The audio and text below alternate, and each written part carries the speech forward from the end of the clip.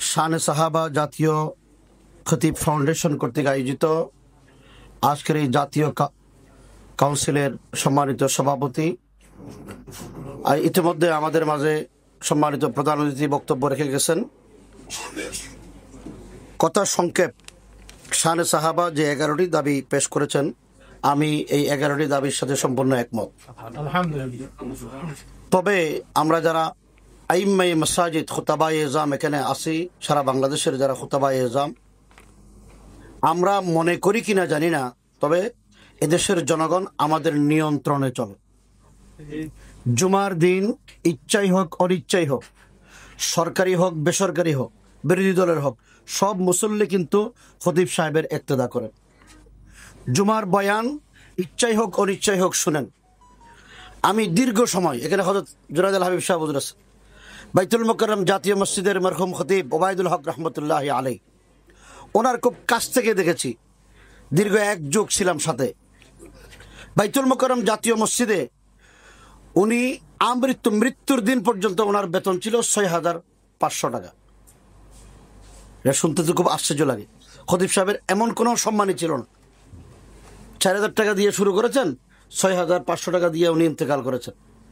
কিন্তু বাইতুল মুকাররম জাতীয় মসজিদের খতিব ওবায়দুল হক কিয়ামত পর্যন্ত বেঁচে থাকবেন। তার স্বাতন্ত্র বৈশিষ্ট্য এবং তার যে ব্যক্তিত্ব, যে আত্মমর্যাদাবোধ, সেটা নিয়ে তিনি বাইতুল মুকাররমে ছিলেন। আমরা খতিব সাহেবানরা কেন নিজেকে ছোট মনে করি? মন্ত্রী, এমপি, ডিসি, এসপি তো আমাদের পিছনে মুক্তাদি, তা আমরা নিজেকে ছোট মনে করবো কেন?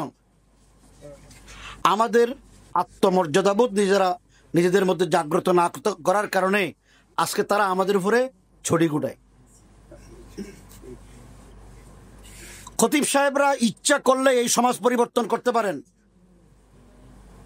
আমি একটা ঘটনা বলি। বাইতুল মুকাররম জাতীয় মসজিদের খতিব 2001 সালে জাতীয় ঈদগাহ মাঠে প্রথম 4 দলীয় জোট ক্ষমতায় আসার পরে যখন ইরাকে টনে টনে বোমা নিক্ষেপ করছে, তখনই এই প্রথম জাতীয় ঈদগাহ মাঠে ঈদের খুতবায় প্রেসিডেন্ট ছিলেন বসা, মন্ত্রী পরিষদ ছিলেন, কূটনৈতিক মিশনের সদস্যরা ছিলেন।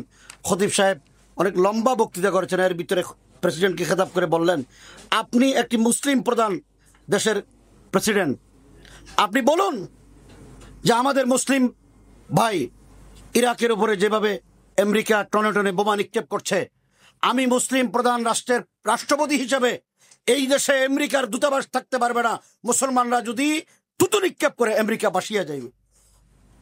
এই যে হিম্মত প্রেসিডেন্টকে সামনে রেখে, আপনারা খতিব সাহেবানরা আমরা যদি এদেশের মুসল্লিদেরকে আমাদের মুক্তদি মনে করে আমরা কথা বলি, তারা তো আমাদের সামনে দাঁড়িয়ে কথা বলার সাহস পাবে না।